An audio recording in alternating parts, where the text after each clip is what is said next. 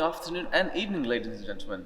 I know we have quite the global audience today, so thank you for taking the time out of your busy schedules to join into our webinar today.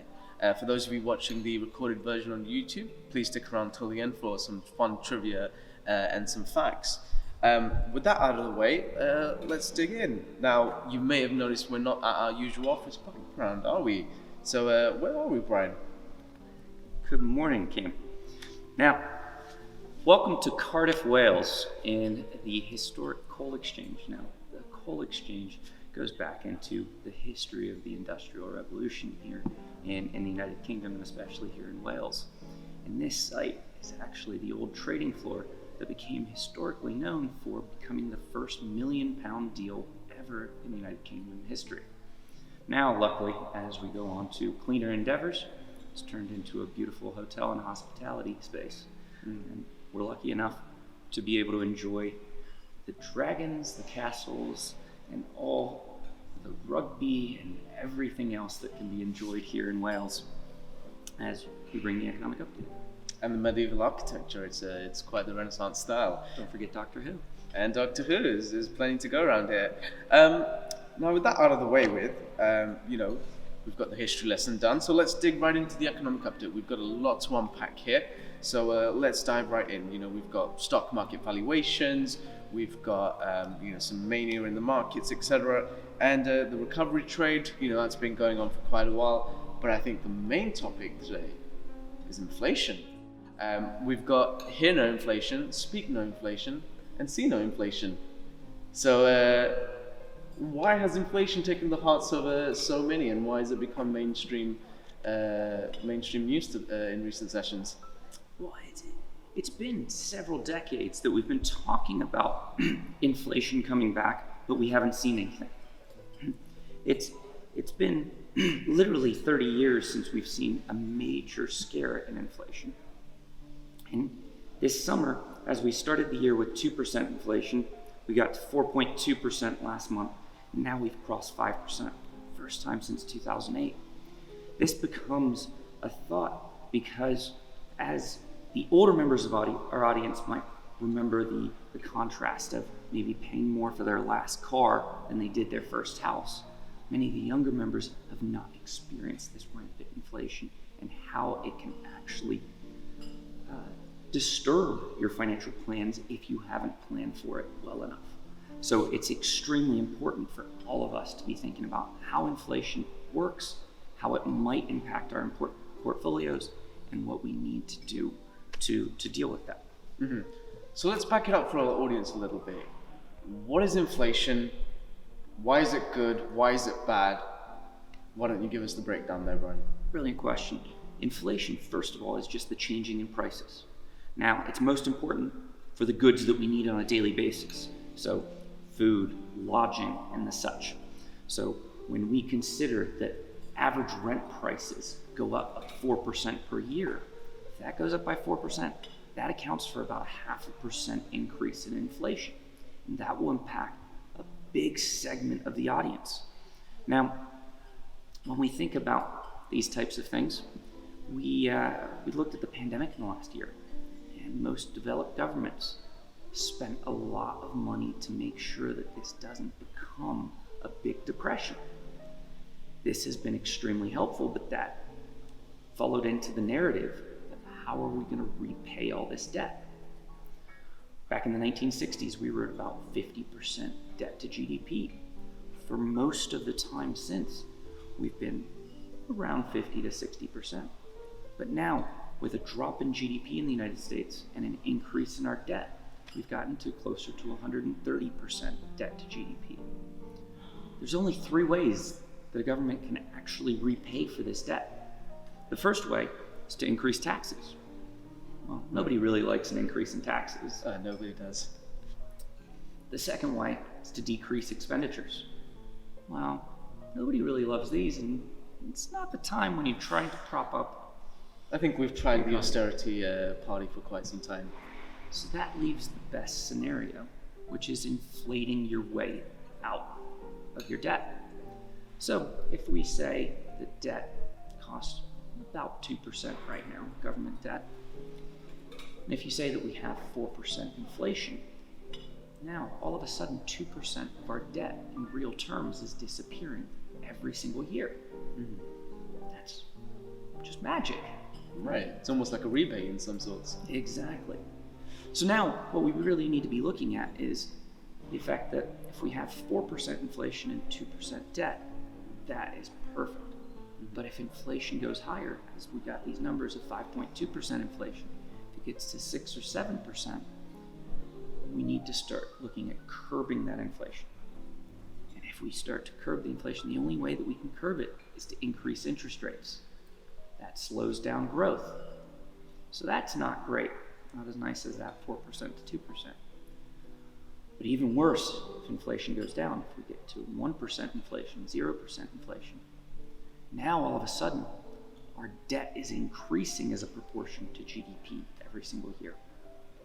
So now we're left with those first two arrows, increasing taxes or decreasing expenditures. And when we think about what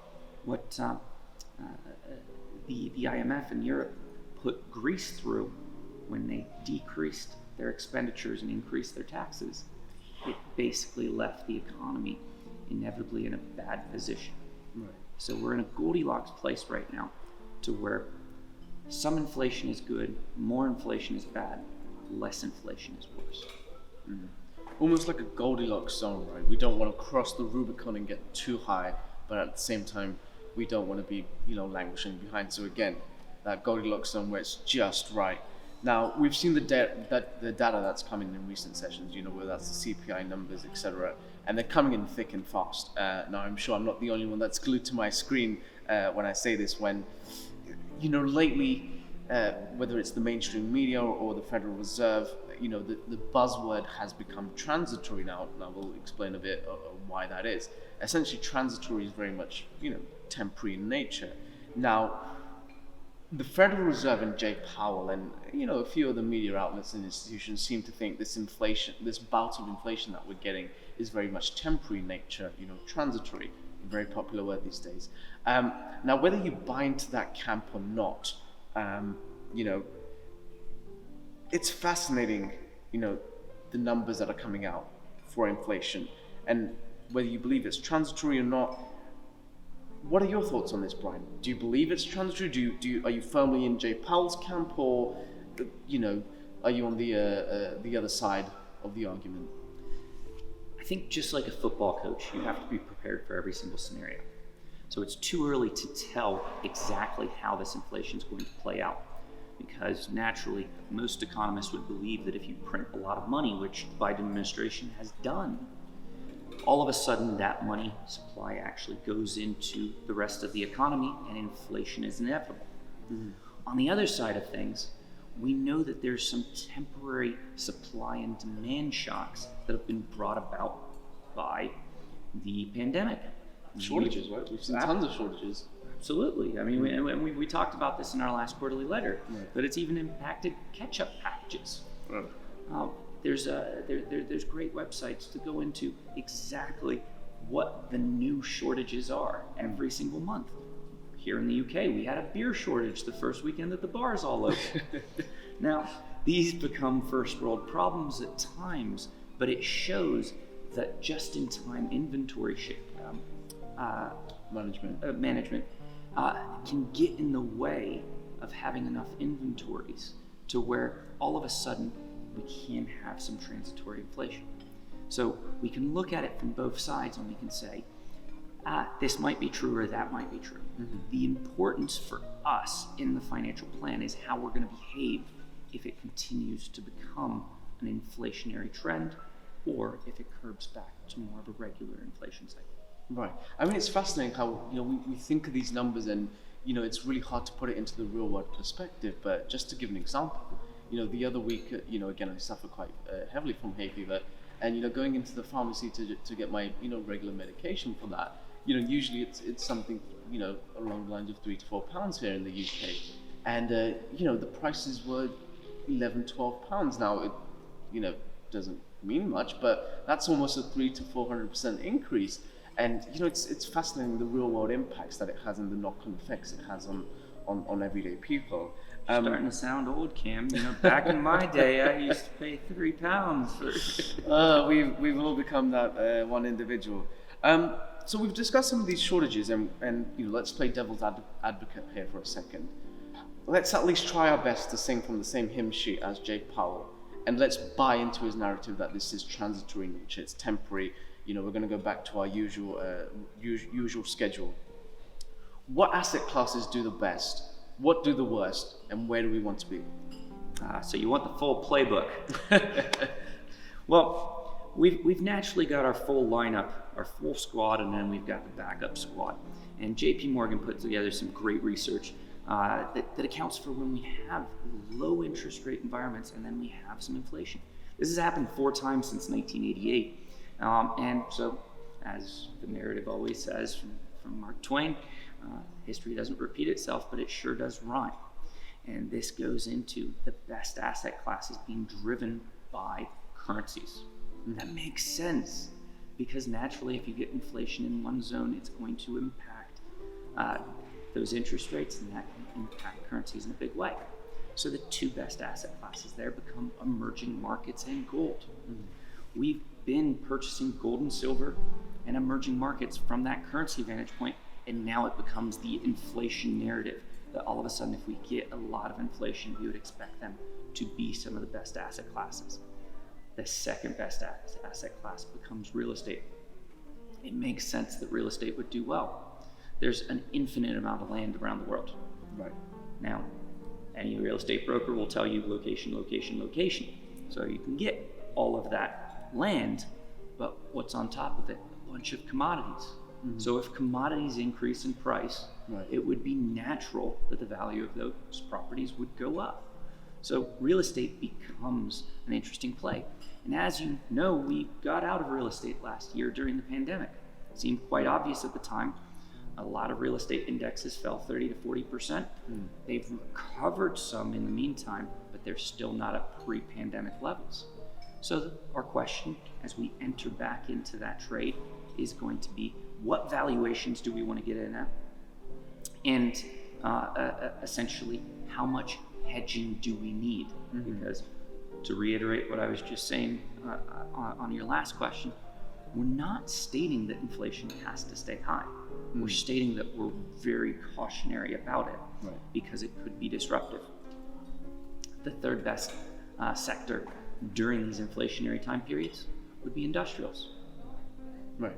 Naturally, Makes because sense. they're playing in that arena. So again, just like our playbook during the pandemic, we don't want to do anything that's going to be revolutionary. We want to play with the trends and make sure that we put ourselves with the best foot forward. Interesting stuff there. Well, we started this filming session off with a history lesson, so it's only natural that we continue to dive in a little deeper with the US dollar. So why don't you give us a quick history lesson on the US dollar, Brian, and then we'll tie it all in nicely. Well, history of currencies has always revolved around a linkage of the value of that currency to different commodities. From just even the thought of a sterling, all the way to the linkage of gold to the US dollar. And for a short period of time, this thought of bimetallism in the late 1800s, potentially devaluing the dollar to gold and going towards that gold and silver standard.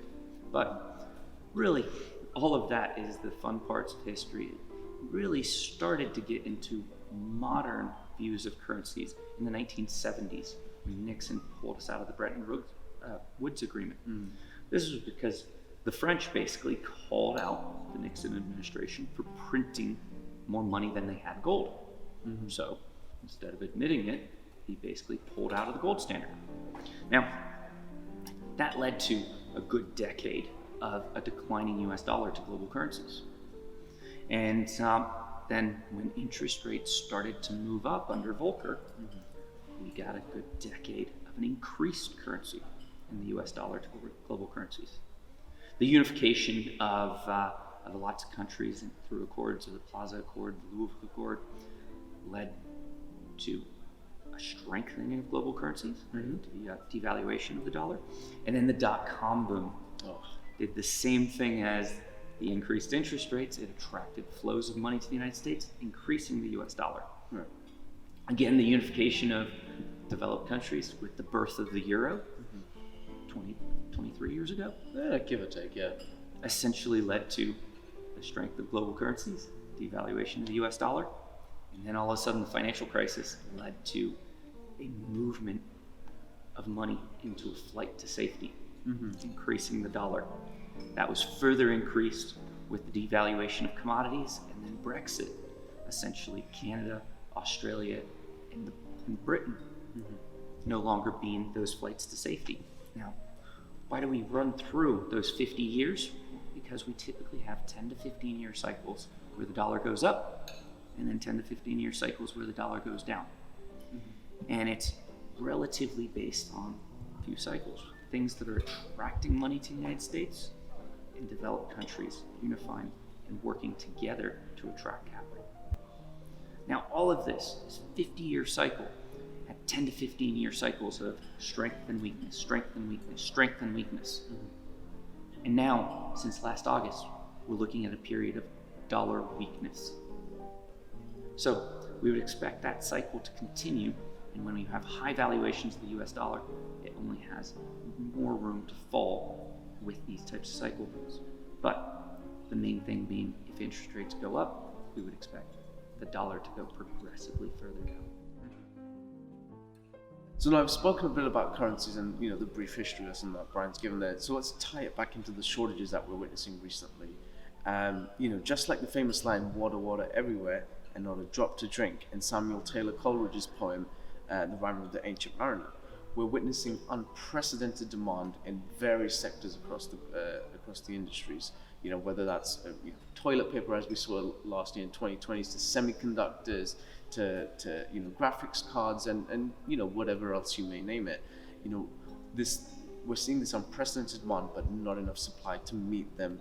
And we're seeing these anomalies play out. Whether that's lumber futures, going from a low of $300 something all the way to $1,700, resulting in $70 plywood, which is pretty out there. All these anomalies that we're seeing, again, tie back into the argument of whether this is transitory in nature, as Jay Powell and a lot of the other institutions seem to believe, or whether this is, the start of something much more severe. Now, the sharp increase that we're seeing is not just isolated to lumber and some hard commodities. We're seeing increases in coffee, in soybeans and the likes. Every single commodity out there is seeing some form of uptick in there, especially with some of these unprecedented money printing that's going on lately. I think TSMC, Taiwan Semiconductor Manufacturing Company, has become a clear winner, with everyone realizing how important semiconductors and chips really are. This severe shortage that we're seeing of chips, has resulted in whether that's chips for your iPhone or chips in cars. We're seeing companies come out and give forecasts that their bottom line revenues aren't going to be as spectacular as before, because they're just not able to get enough chips to put into these finished products. And it's very interesting to see how this will play out. But again, we've discussed some of these shortages. How do the valuations stack up though, Brian? Well, valuations are kind of a tale of two cities. We have a group of companies that were basically built for pandemics. And on the US equity markets, these happen to be the biggest companies out there. The 5 biggest, Facebook, Apple, Amazon, Netflix, and Google, are actually 23% of the S&P 500. So essentially, they have driven the markets in the last year. We've talked about that before. But it hasn't ignored other economies. Europe, the size of the tech sector has quadrupled in the last 15 years. So all of a sudden, different markets have these best of breed players that are out there, and they're driving the markets. Now, valuations end up looking really, really high because, prices have gone up and those earnings have increased. So Amazon's doubled their profits, et cetera, et cetera. But there's other companies, the other of the cities, essentially have lost most all their earnings. When we think of the hospitality players and others. Exactly. Your cruise lines, your hotels, any of your cyclicals essentially lost a lot of their revenues. So When you look at those, if their earnings dropped, but prices increased, now we look like we're more expensive than we might. But as we get back to normal and earnings increase for that other segment, they're not necessarily going to decrease just because we're coming out of the pandemic. For instance, some of the money that's coming into Amazon or Google is more coming from their cloud services rather than their other e-commerce businesses. So all of a sudden you get this normalization, but the tech providers are not going to diminish so much so. And therefore, I would believe that the valuations are appropriate and that they don't have to be dislodged. They don't have to be thrown off kilter just because of us getting to a normalization. So we've discussed valuations a little bit here.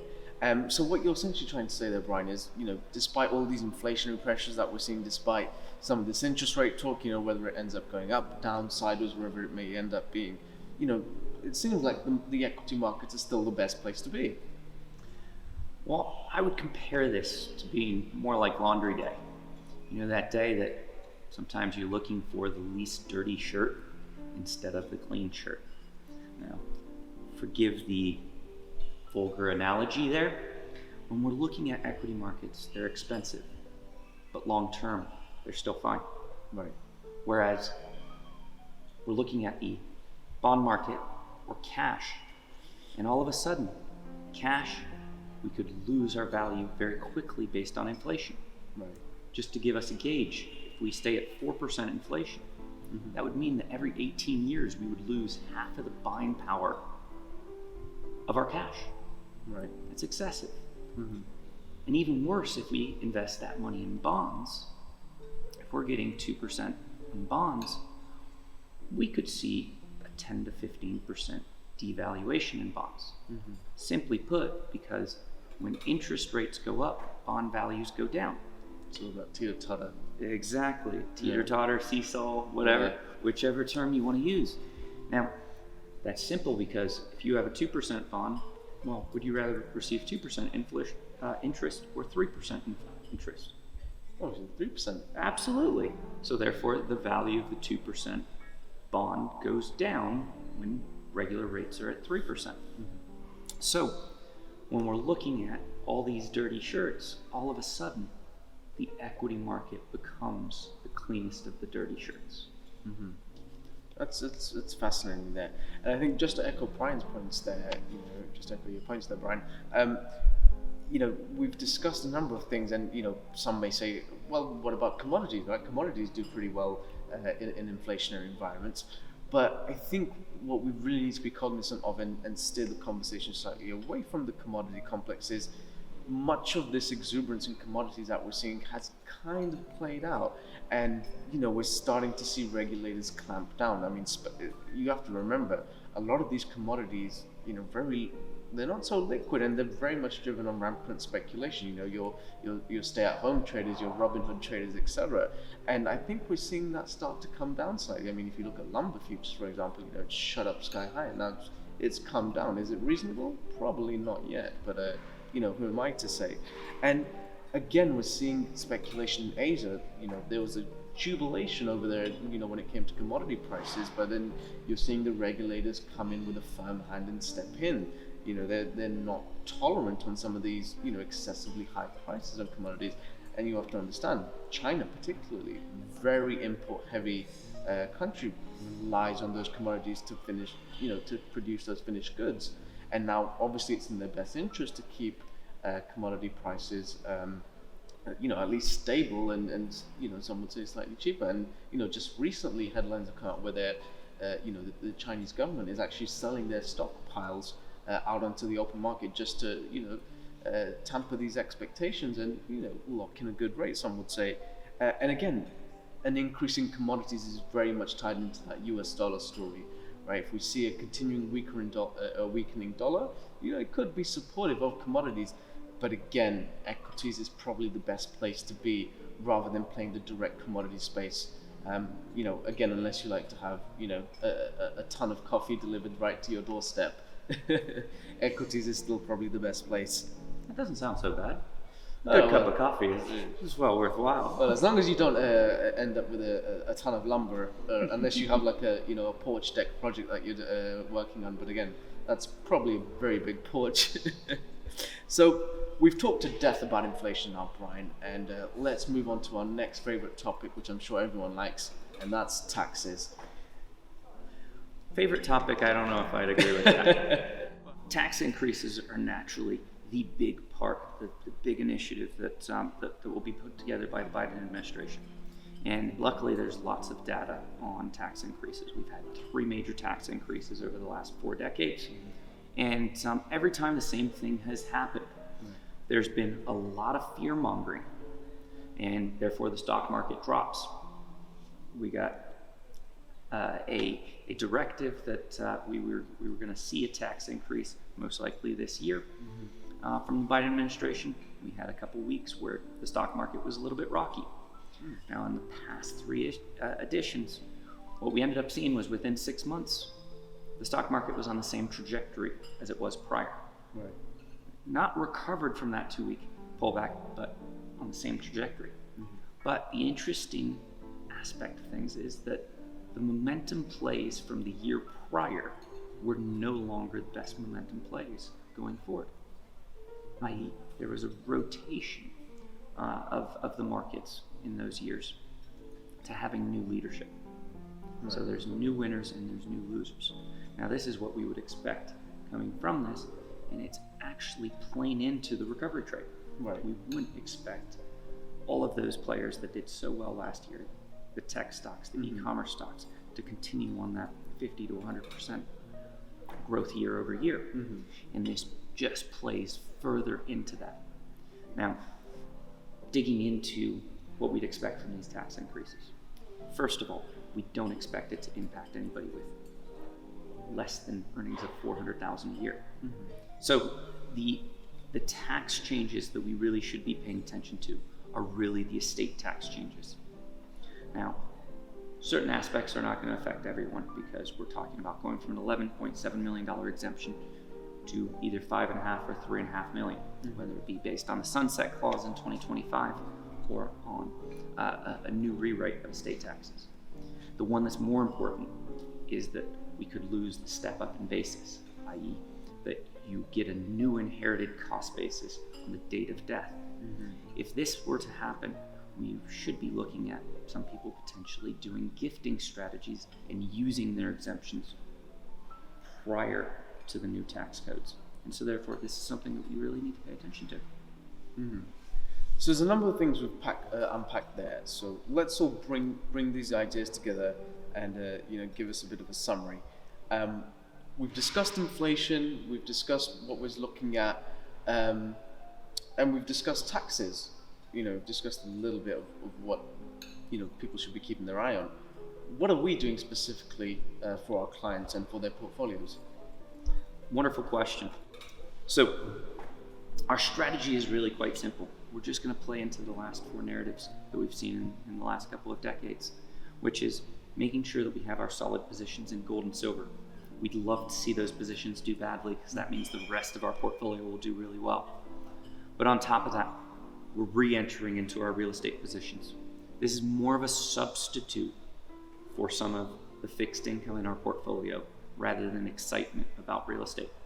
We're not going to pretend like we know exactly what commercial real estate is going to look like after the pandemic, but we know that we have more upside in real estate longer term than we do in fixed income, so we can start to substitute pieces of that.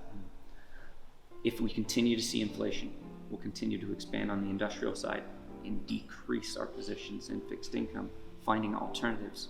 We don't want to be in 100% equity portfolios, but we want to find alternative substitutes until interest rates normalize. So it's a fascinating story about gold and silver. It's always, they both go hand in hand. Why is it not one or the other? Well, essentially, there was a bimetallism movement back in the 1800s, the late 1800s. Now, essentially, everybody was on the gold standard, and gold to silver ratios were around 40 to 1. There was a big bimetallism movement that was really led by mostly the farmer states who were saying that there should be a 16-to-1 ratio for gold to silver. This movement failed, but it got a lot of momentum. And it inspired some of the great stories of our days. The Wizard of Oz essentially is just an analogy towards this movement of the potential of the bimetallism movement. The city of Oz. Oz being an ounce of gold. Exactly. The Scarecrow representing the American farmers, and the Tin Man representing the industrial workers. The Cowardly Lion being a metaphor for William Jennings Bryan. All of these people were instrumental towards that movement of potentially getting towards bimetallism and devaluing the currency.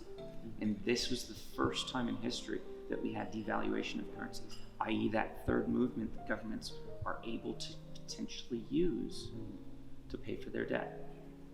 It's fascinating. I mean, we've discussed what we're doing, to given the current landscape, and some of the arguments we made that fixed income, it's a scary place to be, and it's why some of our clients, we're building up positions in real estate, as we mentioned, and some of our clients will probably be seeing a decrease in fixed income and traditional bonds as we look for those alternatives to again get the steady stream of income, but not have that tail risk so concentrated there. That's the economic update out of the way with, where we've got a bit of some trivia here, and it's some literature that we're reading. We've had some interesting novels that we've recently come across, and we'd like to share this with our clients and with our audience here. So why don't you give a bit of a teaser, Brian, on some of these books here that we've got up on screen? Well, we've always been talking about demographic trends, and no better way to force you into some of my beliefs than to push some of my reading habits on there. In the demographic trends, essentially, some of the big movements, the population age brackets, are things that we've talked about many times before, whether it be the developed world being 10 years behind Japan, or India being 10 years behind the developed world. These trends can actually shift what our economies are going to do in big ways. And yet, in our book, we read, essentially, Japan was able to get around some of these inflation fears to where the author believed that Europe and the United States weren't going to get around them. What were your thoughts on that? It's a fascinating movement. I mean, if we throw up the slides here of, let's just take China, for example, because that's the big demographic story of, in recent days. Well, I wouldn't say recent days, but in recent times. If we look at China in 1990, and if we throw up that graph right there, you can see from the population pyramid, there was, the elderly population made a small fraction of the overall populace, and the bulk of the population was very much concentrated on that lower end of the skew. So you had a huge labor force that's in their prime working age. And then if we fast forward over to 2021 and we look at that distribution skew again, with the chart up on the screen there, it's getting higher. It's no longer skewed all the way to the bottom, and whether due to wrong or rightful policies, the one-child policy, then the two-child policy, and now it's the three-child policy. Regardless of whether these policy changes, they've had a material impact on the demographic shift in China. And now you're seeing this skew. It's no longer, a concentrated position in the working age populace, but you're seeing that shift gradually into the elderly population. Now, what happens then? More and more people are relying on the system than they are contributing into it, and that to me just goes back into the whole flows, argument or train of thought, where if there's more people taking out from a certain system than contributing towards it, it's not sustainable. What are your thoughts there? So the Japanese trend didn't actually evolve into inflation, mostly because the Chinese trend and the Chinese demographics allowed them to grow out of that, i.e. globalization helped them control their inflation. Whereas Europe and the United States, we're in a position where over half of the Chinese population is in the middle class or above. So therefore, we can't just count on that globalization taking care of those inflationary needs going forward, unless we can get that 1/3 of the world to pick up the slack. that we need because of our age demographics in Europe and the United States. We're 10 years behind. That's where that trend could shift. That's where that trend could change. So I know you've won me over with the demographics book, Brian. It's a fascinating read. Now, what about the narrative economics? I think that's very much in my court, right? You've come over to my side in regards to narratives. Robert Shiller is naturally one of the best economists out there. From Yale University, he tells a great gripping story, and he always has, that gives us a sense of how markets react to different stories. Technology doesn't just tell that same story. Technology pushes it and moves it faster. And markets don't just react, they overreact.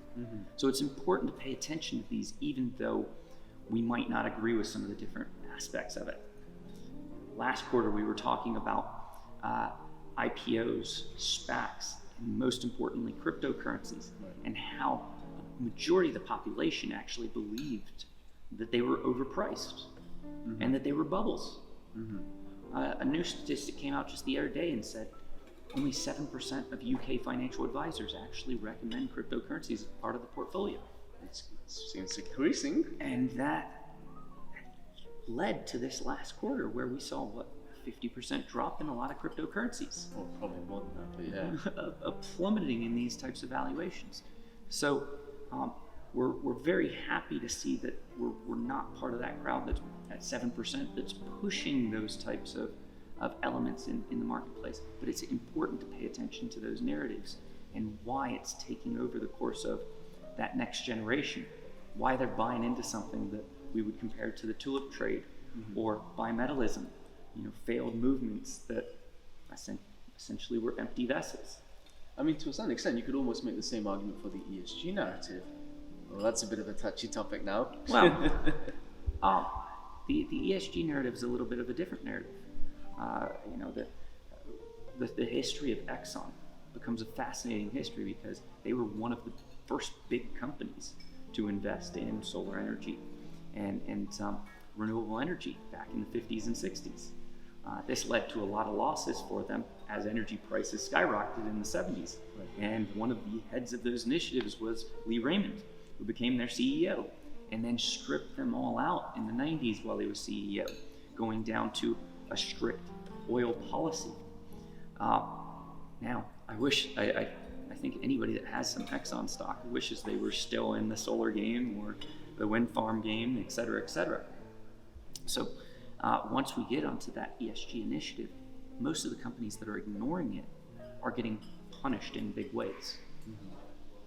We've seen many a company state, and Exxon themselves actually having 2 new directors added to their board by activist investors that said, you need to go to more of a socially responsible view. But as the history of Exxon told us, it's anything but. Lee Raymond was petitioning the Chinese government, of all people, to actually go against the American government's view and Europe's view on the Kyoto Accords. These are big historic events that when one of the biggest companies in America was sitting there trying to get the Chinese to politically go against the Europeans and the Americans. These interests, the governance of a company like that, you have to wonder if that's in the best interest of the country, the citizens, the stakeholders, and the such. So when you take Lee Raymond going into China, of all places, and actually trying to get them to push and reject the Kyoto Accords so that the US and Europe don't actually move that needle, all of a sudden ESG becomes much more important when one of the largest companies in America is under a directive of just profit instead of the governance of their own country or the environment or anything else. ESG is becoming more and more important to most people's portfolios, whether it be pension plans or whether it be individuals. And these directives, I think, are by the making of companies like Exxon going against the interests of their government and their environments. And we could take the example of BlackRock as well. You know, iShares, the leader there, you know, very big proponent of ESG. You're seeing a lot of funds and investment in R&D being diverted into that sector, and almost, you know, starving the traditional hydrocarbon space out of it. But again, there's a lot to unpack there, and I think that's probably for another time.